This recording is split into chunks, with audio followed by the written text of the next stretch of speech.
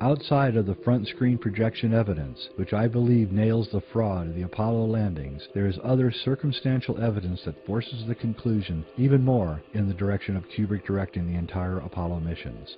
For instance, in the original release of 2001, there were many credits thanking NASA and many of the aerospace companies that worked with NASA on the moon landings. These credits have long been removed from all subsequent releases of 2001. For those of us old enough to remember, in the original credits, Kubrick thanks a vast array of military and space corporations for their help in the production. Are these the same corporations that supposedly helped NASA get the astronauts to the moon?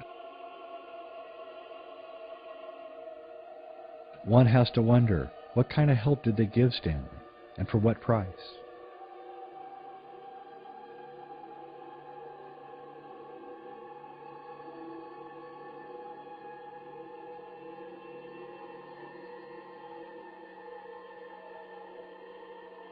Film Wag the Dog, Dustin Hoffman plays a movie producer hired by the CIA to fake an event. His name in the movie is Stanley.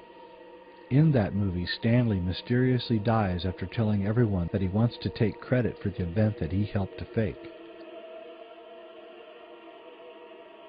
Stanley Kubrick died 4 days after showing Eyes Wide Shut to the executives at Warner Brothers. It is rumored that they were very upset concerning the film. They wanted Kubrick to re-edit the film, but he refused. I personally was in France when Kubrick died and saw on French television outtakes from several scenes that were never in the finished film. And finally, Eyes Wide Shut was released on July 16, 1999. Stanley Kubrick insisted in his contract that this be the date of the release. July 16, 1999 is exactly 30 years to the day that Apollo 11 was launched.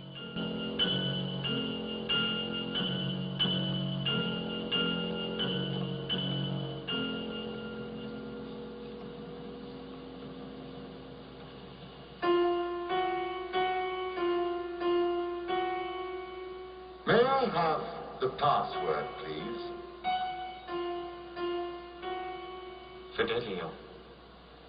That's right, sir. That is the password for admittance. But may I ask, what is the password for the house?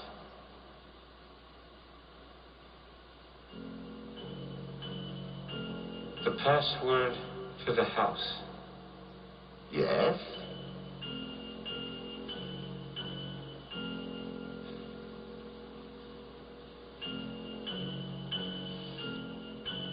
I'm sorry. Kubrick faking the Apollo moon landing for NASA is really outrageous, and surely someone would have talked, someone would have said something. You would think that Kubrick would have told somebody something. And, of course, we know he never did. Or did he? And that's where I'm going to go next, because I'm going to show you that, in fact, Kubrick made a film which described the ordeal of faking the Apollo moon landing. Because overtly explaining that he was involved in the faking of the Apollo moon landings would probably cost him his life, Stanley chose a vehicle to describe what he went through to fake the Apollo moon landings. And I'm about to show you that that vehicle was the film The Shining.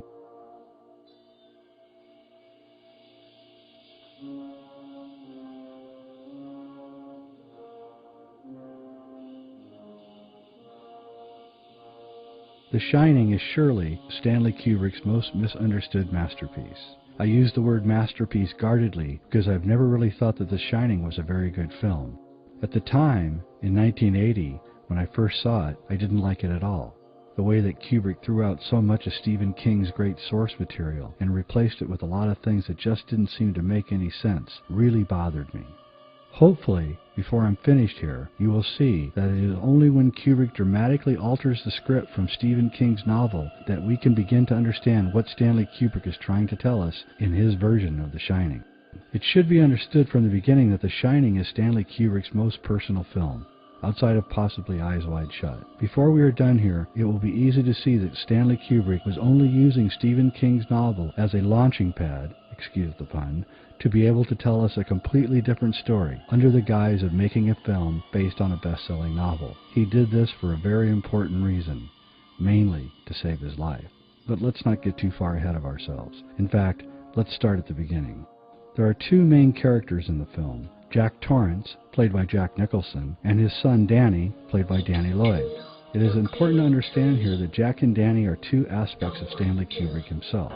Jack is the practical, pragmatic guy who wants to be a great artist, and he's apparently willing to do anything to accomplish his goal of being an artist, a writer in this case.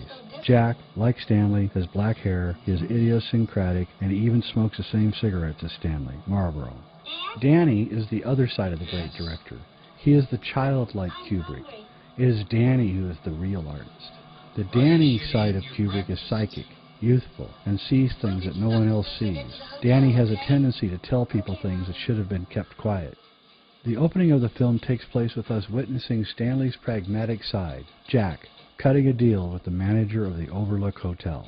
The deal between Jack and the manager of the Overlook is that Jack can write, that is, create, all that he wants as long as he takes care of the Overlook. One other important point is that the manager of the Overlook tells Jack that the previous caretaker went crazy from the stress of the job and killed his wife and two girls. The manager of the Overlook Hotel, played by Barry Nelson, is wearing red, white, and blue. Jack's wife Wendy, played by Shelley Duvall, and his son Danny also wear red, white, and blue for almost the entire first hour of the film. Yeah, I guess so. What about Tony? He's looking forward to the hotel, I bet. It's a torch.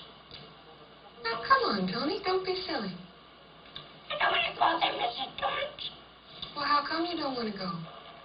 I just don't. In this symbolic interpretation, the Overlook Hotel is America. It was built, just like the manager says, on the graves of Indians. Even when walking on the floor of the Overlook Hotel, one finds themselves trampling over various Native American symbols. The Overlook Hotel is America. Like America, the Overlook Hotel is new and shiny. It is ostentatious, corny, and architecturally boring. As the manager tells Wendy, all of the best people stayed here. Lots of movie stars. Royalty? All the best people. But there is something very deep happening. Kubrick brushed shoulders with the elite of the world. He knows what's going on, and he's using this movie to tell us. We begin to understand Kubrick's story from his use of symbols. As I like to say, if a picture is worth 1,000 words, then a symbol is worth 1,000 pictures. For it will be through the use of symbol that the real story of The Shining can be revealed. Barry Nelson, who plays the manager of the Overlook, while interviewing Jack, has an American eagle right behind his head. It is as if the eagle is the power behind the manager. Not only is the eagle the symbol of America, but it should be noted that the lunar lander of the Apollo 11 mission was called the Eagle. To the manager's left on the desk is an American flag. Symbolically, the manager is the face of the government of the United States. Jack has cut this deal with the government to be the caretaker of the hotel. It should be noted that Barry Nelson is wearing a toupee, which makes him look suspiciously like John F. Kennedy. The manager tells Jack that his main job is to prevent the Overlook Hotel, that is America, from appearing like it is decaying. The manager reiterates that this is Jack's primary responsibility. It's not a very demanding job. The only thing that can get a bit trying up here during the winter is a tremendous sense of isolation. On their first day in the hotel, Danny has a vision of the previous caretaker's daughters, and he sees that they are twins. The previous caretaker's daughters were not twins in the Stephen King novel. This discrepancy between the book and the film will grow in importance as we continue. Jack, Danny, and Wendy also meet Dick Halloran, who is the cook for the Overlook. He befriends Danny, and it is through him that Danny discovers that he is not alone when it comes to psychic ability. Dick warns Danny to stay away from room 237. Jack, Wendy, and Danny have now fully moved into the hotel. There's a long, cold winter ahead of them. At first, Jack loves the hotel, but he is having problems with his writing. Also, he cannot sleep. Meanwhile, Wendy and Danny are having fun. Jack is not writing. Instead, he is throwing a tennis ball at the wall in the room where his typewriter sits. On the wall, which is being struck by the tennis ball, is a Native American artistic motif that looks suspiciously like a group of rockets about to be launched. Finally, Jack throws the ball away and it disappears into the darkness of the hotel.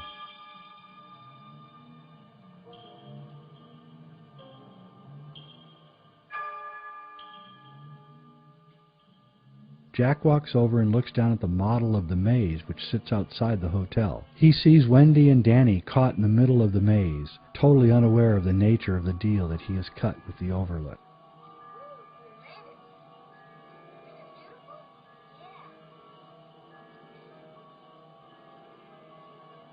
When Shelley Duvall and Danny are running towards the maze, Shelley says, "The loser has to keep America clean." Loser has to keep America clean. Remember, Jack's job is to keep the Overlook looking like it's new, even though it's not. The Overlook is America. The loser has to keep America clean. A cold winter storm has now blown over the hotel. The storm is a symbol of the Cold War between Russia and the United States. Of course, the Cold War is also one of the driving forces for the entire reason for faking the moon landings. We were living in a very dangerous world, and it was shrewd to hide our advanced technology from the Russians. This is one of the reasons for the bears that are seen all over The Shining. The Russian bear, in its competition for the race to the moon, was a driving force behind having to fake the Apollo moon landings. Jack, his family, and the Overlook Hotel are trapped in the cold, just as America was trapped in the Cold War with Russia. The stuffed bears seen throughout the film are symbolically representing the Soviet Union's empire, but there are other explanations for these bears, and we'll get to them later. Symbolically, the bears seen through the film are also the representation of the pressure that the Russians put on the USA to get to the moon. Because he hides. Where does he go? To my stomach. Does Tony ever tell you to do things? I don't want to talk about Tony anymore.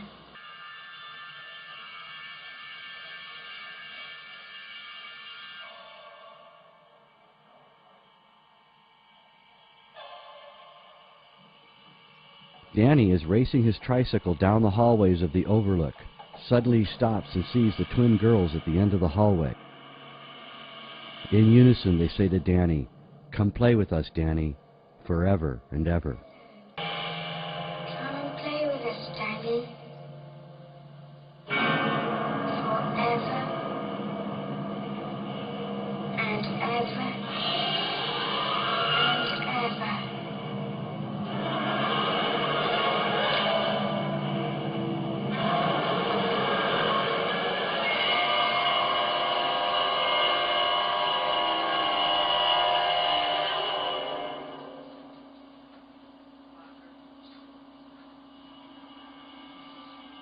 At this point in the film, we graphically discover the nature of the deal that Jack really has cut with the manager of the Overlook. It is the most crucial scene in the film.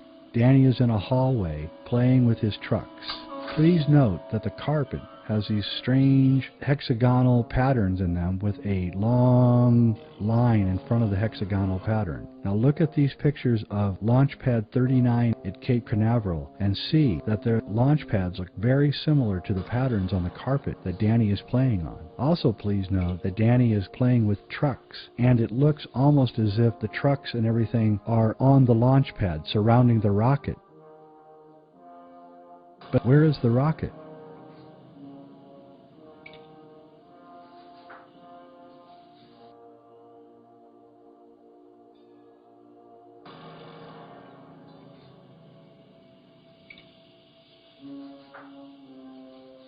Suddenly out of nowhere, the Overlook Hotel rolls the tennis ball from nowhere, the tennis ball that Jack lost earlier.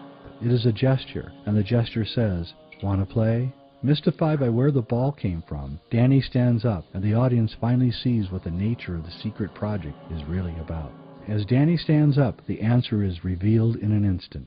Danny is wearing a sweater with a crudely sewn rocket pictured on the front. Above the rocket, clearly seen on Danny's sweater, are the words, Apollo 11. The audience watching the film literally sees the launch of Apollo 11 right before their eyes.